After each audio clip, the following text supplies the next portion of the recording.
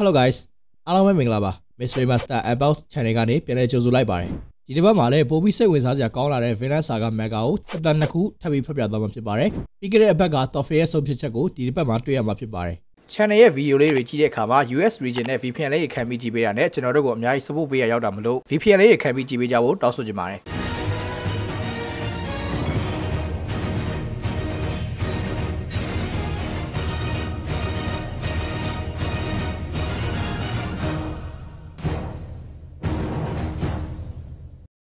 Chapter 130ရဲ့အစမှာတော့ဂျုံဖိုင်ကင်းတွေအခြေချရာဂျုံဘော့ကို Floki ပြန်ရောက်လာတာနဲ့စထားပါတယ်။ရဲရောက်ချင်း Floki ကဘလို့တော်ဖင်ကိုလုံးကြံတာမအောင်မြင်ဘူးဟုတ်လားလို့မေးလိုက်ပြီးလက်အောက်ခံတမှုကလည်းရဲရောက်ချင်းပြောလိုက်ရလို့ခွင့်လို့ပါရှင်။ဘလို့ပဲဖြစ်ဖြစ်မကြခင်အရှင်ကြားရမှာပဲမလို့ပါလို့ပြန်ပြောပါတယ်။အယူတွေလူတယောက်ခဲကိုတော့မနိုင်ကြဘူးလားဟာ။ဆက်ပြောတော်ဖင်နဲ့တိုက်ခိုက်ခဲ့တဲ့လူတွေပြောပြချက်အရတချို့ Viking တွေက vacancy မှာအမှုထမ်းနေကြပါတယ်။ပြည်စုံကလန်မှုပြီးတော်ဖင်ပျောက်သွားတာကလည်းသူတို့ရဲ့လက်ချက်ပါ။အံ့ဩစရာတော့မရှိပါဘူး။တချို့တွေကနေရာတကာမှာရှိမှာပဲ။တော်ဖင်ကိုလွတ်သွားပြီးငါတို့ကိုအဆက်ခွဲတဲ့သူတွေအကုန်လုံးကိုစုလိုက်ပြီးရင်တေးတံပေးလိုက်အချင်းတွေကရှုပ်ထွေးလာတော့မှအခု Vagan ရဲ့တက်တွေကသူတို့အင်အားကိုဖြစ်တင်းဖို့တော်ဖင်ကိုရသွားပြီဒါကိုအသုံးချပြီးသူတို့ယာတွေကိုယူဖို့စူးစမ်းမှအသေးချပဲတပုံရှင်းလေးရတဲ့နိုင်ငံရေးအားပြိုင်မှုတွေဖြစ်လာနေပြီဘရင်ခန်းတွေကရောနှုတ်ဆက်မနေတော့ပဲဘယ်တော့မှဖြစ်လာမှာမဟုတ်ဘူးအရှင်သော်ကေးကလည်းငါတို့နဲ့ပူးပေါင်းဖို့ကတိပေးထားပြီးဘရင်ခန်းတွေကလည်းသူနဲ့ရေဆိုင်ချင်မှာမဟုတ်ဘူးဒါဆိုဘာပဲဖြစ်ဖြစ်ဘယ်လ်ဒါကိုပြစ်မှတ်ထားမဲ့လူတွေရှိလာမှာပဲအဲ့ဒါကိုလည်းလစ်လူရှိလို့မရဘူးအထဲကိုရောက်တဲ့အခါမှာတော့ဘယ်လ်ဒါဓာတ်ရေးလေ့ကျင့်နေတာကိုတွေ့ရပါတယ်ဒါကိုဘေးကတရားရောက်ကလည်းစောင့်ကြည့်ပေးနေရပါတယ်ဘယ်လ်ဒါကသူ့ဖိုးကိုတွေ့ရတဲ့တင်လက်ဆက်ဓာတ်တွေကိုပြစ်ပြီ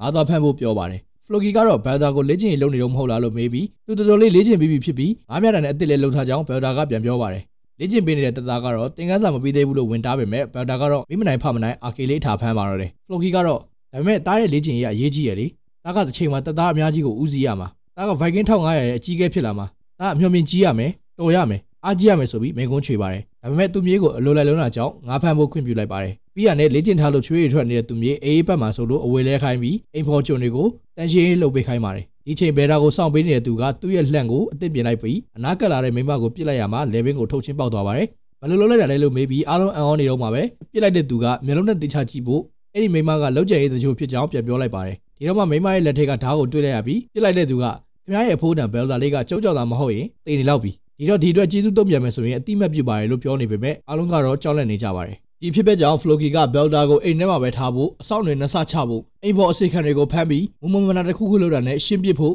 ့သူ့တက်တွေကိုအမိန့်ပေးပါတယ်သူမြေးကိုလည်းအချိန်တစ်ခုအထိအပြစ်မထွက်ဖို့ပြောလိုက်ပါတယ်စောက်ရှောက်ပေးနေတဲ့သူကတော့ဟေးကျုပ်ကဘယ်တော့မှပြိုင်ဘက်ကောင်းနဲ့တွေ့ရမှာလဲတကယ်လို့ကျုပ်ကဒီလိုနဲ့ပြင်းလာရင်ခင်ဗျားကိုပဲတတ်လိုက်မိလိမ့်မယ်လို့ဝင်ပြောပါတယ်ဒါကြောင့်ဖလိုကီကစောင့်မအောင်ကာရမင်းအချိန်ရောက်လာတော့မှာပါလို့ပြောလိုက်ပြီးစိတ်ထဲမှာလည်းဘသူကဘယ်လ်ဒါရဲ့အနာဂတ်ကိုလာရှုပ်ရဲမှာလဲလာရှုပ်တဲ့သူကိုအသက်ရှင်နေတဲ့ငါခွေးရိုင်းစီမှာအစာကျွေးပြင်မယ်လို့ချိန်ဝါလိုက်ပါတယ်ဒီချိန်ဂျယ်လင်းစိတ်ကမ်းမှာတော့စီကာတို့အဖွဲ့ကကျိုးနဲ့ချီကန်ထားရပြီးပစ္စည်းတွေကိုမရွှေပေးနေရပါတယ်စီကာကတော့လုံနေရင်းနဲ့ပဲမနေနိုင်တော့တာကြောင့်ငါက half time ရဲ့သားစီကာပဲလို့ထောက်အော်ပါတော့တယ်သူ့လက်အောက်ခံတွေကလည်းဝိုင်းတားပေမဲ့စီကာကတော့ထောက်အောင်နေတာကြောင့်ပိုင်ရှင်တွေကတယောက်ကလှန်ယိုးနဲ့ဝေထိုးပါတော့တယ်စီကာကတော့ရှော်လိုက်ကတစ်ချက်ပိတ်ကန်လိုက်ပါတယ်ပြီးရနဲ့ယာထားတဲ့လှန်နဲ့ချီထားတဲ့ကြိုးတွေကိုဖျက်လိုက်တာကြောင့်ဘေးကပိုင်ရှင်တွေကလည်းတိုက်ခိုက်ဖို့ပြင်လာကြပါတယ်လက်အောက်ခံတယောက်ကတားပေမဲ့စီကာကတော့တေလဲခုံရှိရှိနဲ့တေးမယ်ကွာဒီလိုဖြစ်နေရတာကမဟုတ်သေးဘူးငါကဒီလိုဖြစ်နေရမှာမဟုတ်ဘူးငါကတိုက်ခိုက်ရေးပဲတေးရမှာလို့ပြောလိုက်ပါတယ်ဒီချိန်လူတယောက်က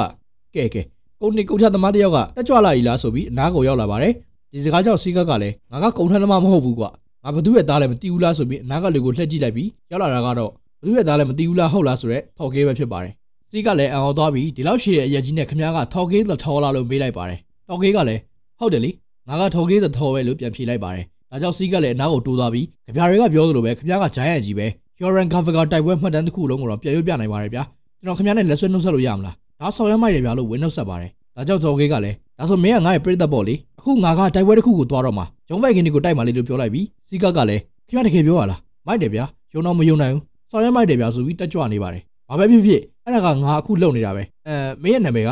စီကပါဆရာကောင်းပြီစီကငါတို့ရဲ့ပစ္စည်းတွေကိုမြင်မြန်ပြင်ဆင်ပေးကွာဟုတ်ကဲ့ပါဆရာကျွန်တော်လုပ်လိုက်ပါမယ်ဒီလိုနဲ့ထော်ကီကထွက်သွားပြီးစီကကလည်းဒါကိုကြည်နူးနေပြီးအဓိကမိတဲ့အခါမှာတော့လက်နက်နဲ့လူတွေကသူ့ကိုဝိုင်းထားပြီးသားဖြစ်နေပါပြီပြန်ထွက်သွားတဲ့ထော်ကီစီကိုတော့သူ့လက်အောက်ခံတယောက်ကဧည့်သည်ရောက်နေကြောင်းသတင်းပေးပါတယ်ဘယ်သူလဲမေးတော့ဘရင်ခန်းနုရဲ့လူဖြစ်ကြောင်းပြန်ပြောပါတယ်ရောက်လာတဲ့သူကတော့ကျွန်တော်က Wolf ပါဘရင်ခန်းနုကကျွန်တော်ကိုအရှင်းရဲ့စစ်တပ်စောင့်ကြည့်သူအဖြစ်ခန့်အပ်လိုက်ပါတယ်ကျွန်တော်မှတရားဝင်အမိန့်စာပါပါတယ်ကိုယ်တိုင်ဖတ်ကြည့်နိုင်ပါတယ်လို့တင်ပြပါတယ်ထော်ကီကတော့စောင့်ကြည့်သူဟုတ်လားဒီခွေးကောင်လေးကတော့ကွာဆိုပြီးရေရွတ်လိုက်ပါတယ်ဒီလိုနဲ့ပဲ chapter 130ကိုအဆုံးသတ်ပါတယ် တောက်ကေးရဲ့ပစ္စည်းတွေကိုလိုရရက်ကိုပို့ပေးနိုင်ဖို့တာဝန်ယူထားတာကတော့ 1DC Center ပဲဖြစ်ပါတယ် 1DC Center ဆိုတာယုံကြည်စိတ်ချရတဲ့ထိုင်းမြန်မာကာကိုဖြစ်ပါတယ်မိတ်ဆွေကထိုင်းနိုင်ငံက branded ပစ္စည်းတွေကိုဝယ်ယူအသုံးပြုချင်တာဖြစ်ဖြစ်အခြားသောပစ္စည်းတွေကိုဝယ်ယူပြီးပြန်လည်ရောင်းချချင်တာဖြစ်ဖြစ်တင်းတင်းနဲ့ဈေးနှုန်းတွေနဲ့ 1DC Center ကဆောင်ရွက်ပေးနေပါတယ်ထိုင်းနိုင်ငံရဲ့နာမည်ကြီး shopping website တွေဖြစ်တဲ့ Lazada, Shopee, Shein နဲ့အခြားသော shopping website များစွာကပစ္စည်းတွေကို item percentage မပါဘဲ cargo fee တစ်မျိုးနဲ့ 1DC Center မှာယုံကြည်စိတ်ချစွာလာရောက်မှာယူနိုင်ပါတယ်ထိုင်းနိုင်ငံရောက်မြန်မာတွေအနေနဲ့ပြည်တွင်းကမိသားစုတွေစီကိုလက်ဆောင်ပို့ပေးခြင်းနဲ့ဆိုရင်လည်း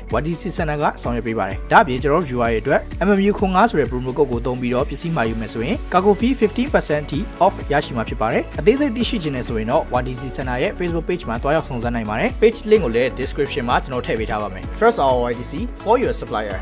ချပ်တာ131ရဲ့အစမှာတော့ကန့်ကက်လာတဲ့တင်မောဘော်ကသူကို Viking City တွေကစောင့်ကြိုနေကြပါတယ်ရောက်လာတာကတော့ကျွန်တော်တို့ရဲ့ satellite ကြီး Dolphin ပဲဖြစ်ပါတယ်သူ့ကိုကြိုးစုံနေပုံကို Dolphin က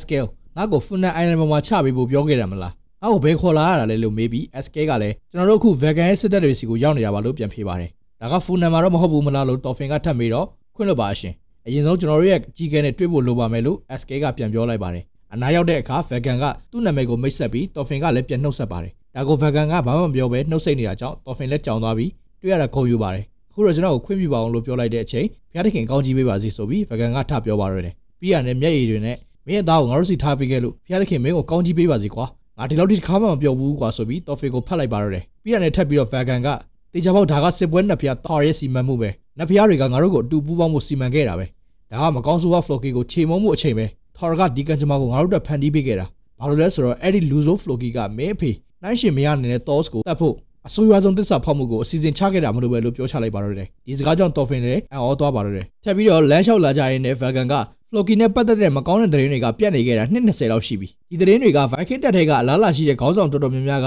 ရှင်းမပြနိုင်တဲ့နီးတွေနဲ့ထူးထူးဆန်းဆန်းတေဆုံးကုန်ကြတာကနေစပြီးထွက်လာတာပဲအဲ့လိုခေါင်းဆောင်တယောက်တေတာနဲ့တက်ထဲကသူ့ရဲ့ယာတုကပိုတိုးပြီးတည်ငြိမ်လာတာကြောင့်ပဲလေဒါပေမဲ့အဲ့ဒီကိစ္စမှာသူပါနေတဲ့တက်တေတော့မရှိဘူးအဲ့လိုဆိုပေမဲ့တောဆိုကြီးမြတ်တဲ့သူတယောက်ကဘာမှဟုတ်တဲ့ပင်လယ်မြတ်တယောက်ရဲ့လက်ချက်နဲ့လူမသိသူမသိတေဆုံးသွားတယ်ဆိုတာမဖြစ်နိုင်ဘူးလို့ငါယုံတယ်ငါရဲ့တန်တရားတွေကလည်းမှန်ခဲ့တယ်တက်တီကငါစီကိုတိတ်မကြခင်ကရောက်လာခဲ့တယ်ဆိုပြီးတယောက်ကိုခေါ်လာခိုင်းပါတယ်ဒါကြောင့်နောက်ရောက်ခံတယောက်ကလည်းလက်ထိတ်ခတ်ထားတဲ့သူကိုလဲဘင်းမှာကျိုးနဲ့ချီပြီးဆွဲခေါ်လာပါတယ်ထပ်ပြီးတော့ Vegan ကဒီလူကိုငါတွေ့ခဲ့တာတိုက်ဆိုင်မှုပါပဲသူကစိတ်ပြက်စရာဓမြတစ်ကောင်ပဲငါတို့ဒီကောင်ကိုဖမ်းပြီးစုံစမ်းမေးမြန်းလိုက်တော့မျောလိုက်မထားတဲ့သတင်းတွေကိုသိလိုက်ရတယ်သူကအားရှိလက်အဖွဲ့တွေကလို့ပြောတယ်လို့ပြောပြန်ပါတယ်ဒီစကားကျတော့ Dolphin လည်းထိတ်လန့်သွားပြီးအကျဉ်းသားရဲ့မျက်နှာကိုကတ်ကြည့်ပါတယ်မျက်နှာကိုတွေ့လိုက်ရတော့ငါကလွယ်ပြီးလွတ်မြောက်ခဲ့တဲ့သူဆိုလို့ Athlete နဲ့ Thorgrim ပဲရှိတယ်ဒါက Athlete လားဆိုပြီးတွေးနေပါတယ် Vegan ကပဲဒီလူရဲ့ဝန်ခံချက်တွေက Floki က Toss ကိုတက်ဖို့ Ashlet ဆိုတဲ့ဓမြခေါင်းဆောင်ကိုပတ်စံပေးပြီးခိုင်းခဲ့တယ်ဆိုတဲ့ကောလာဟာလာတွေကိုမှန်ကန်ကြောင်းအတည်ပြုပေးခဲ့တယ်ဒီလိုညစ်ပတ်တဲ့သစ္စာဖောက်လုပ်ရက်ကိုတခြားလူတွေကိုလှုပ်ခိုင်းတာကငါကြောက်တကောင်ရဲ့လုပ်ရက်ပဲဆိုပြီးပြောတော့အကျဉ်းသားကခွင့်လို့ပါဗျာကျွန်တော်အကုန်ပြောပြပါမယ်ခင်ဗျားတို့သိချင်တာအကုန်ပြောပြပါမယ်ကျွန်တော်မိသားစုစီပြန်ခွင့်ပေးပါလို့တောင်းပန်ပါတယ် Dolphin ကတော့ဒီစကားတွေကြောင့် Floki ပေါ်မေကုန်းတွေထုတ်နေမိပါတော့တယ်ဘေးက Vegan ကအဖြေကတော့ရှင်းပါတယ်ဘာလို့လဲဆိုတော့ Toss ကအရန်တော်တဲ့စစ်တီတော်ကြီးမလို့ပေါ့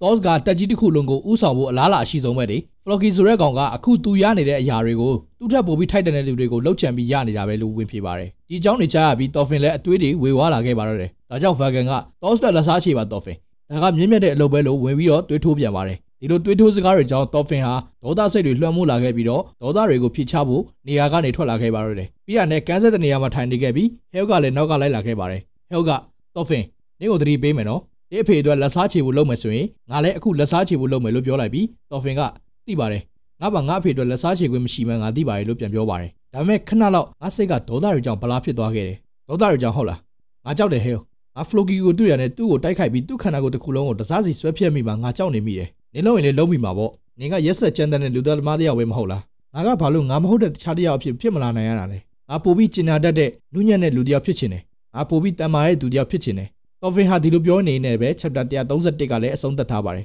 ်ကျွန်တော် Dolphin ဟာအခုထိစူးစမ်းနေရတော့မှာပဲကိုပြောင်းလဲတယ်ဆိုတာထင်တယ်လို့မလွယ်ကူခဲ့ပါဘူး Dolphin ရဲ့စကားတွေကတိုက်ခိုက်တက်ဖြတ်နိုင်တာကတန်မာမှုမဟုတ်ဘူးလားကျင်နာမှုနူးညံ့မှုနဲ့မေတ္တာတရားတွေဟာပိုပြီးတန်မာတဲ့အရာတွေလားနောက်ဘက်တွေမှာသိရမှာဖြစ်ပါတယ်ဒီဘက်တွေဗီဒီယိုကလည်းဒီလောက်ပါပဲဗီဒီယိုလေးကို like လုပ်ပေးခဲ့ဖို့နဲ့ channel လေးကို subscribe လုပ်ခဲ့ကြဖို့လည်းတောင်းဆိုချင်ပါတယ်ဗီဒီယိုလေးကိုအဆုံးထိကြည့်ရှုပေးခဲ့ကြလို့အားလုံးကိုကျေးဇူးအများကြီးတင်ပါတယ်ကျွန်တော်ကတော့ Kira ပါနောက်ဗီဒီယိုတွေမှာပြန်တွေ့ကြတာပေါ့ See you guys